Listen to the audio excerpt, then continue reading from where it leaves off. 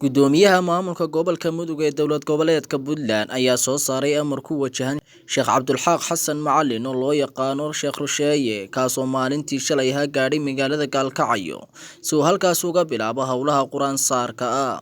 Cabduladiif Muuse Nuur oo ah gudoomiyaha maamulka gobolka Mudug ee maamulka Puntland ayaa soo saaray qoraal uu ku bixinayo amar ah in la joojiyo howlaha Quraan saarka ee uu doonayo Sheekh Rusheeye inuu ka bilaabo magaalada Gaalkacyo. Gudoomiye Cabduladiif ayaa taliyaha booliska gobolka Mudug ee maamulka Puntland ku amray inuu arrintaasi joojiyo ilaa laga xaqiijinayo buu yidhi howlaha Sheekh Rusheeye u yimid Gaalkacyo.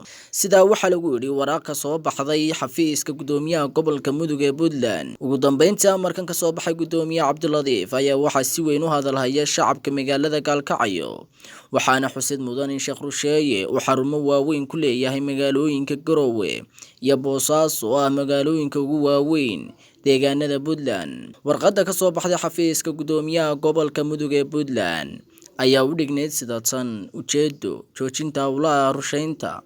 Waxaa lagu wargelinayaa Sheekh Rusheeye inuu joojiyo howlaha rusheynta ee uu doonayo inuu Gaalkacyo ka fuliyo, isla markaana aanu bilaabi karin wax shaqo ah inta laga xaqiijinayo ujeedada dhabta ah ee hawsha dadweynaha u qabanayo. Taliyaha qaybta booliska gobolka Mudug ee Puntland ayaa waxaa la farayaa inuu Sheekh Rusheeye ka joojiyo hawsha rusheynta, isla markaana aanay jirin wax shaqo ah uu gobolka ka bilaabi karo inta barnaamijkiisa laga xaqiijinayo. Warqadan ka soo baxday xafiiska gudoomiyaha gobolka Mudug ee Puntland ayaa waxaa ku saxeexnaa gudoomiyaha gobolkaasi Mudug Cabduladiif Muuse Nuur. Cabdirasaaq Cabdisalaan, Telefishinka Gobonimo.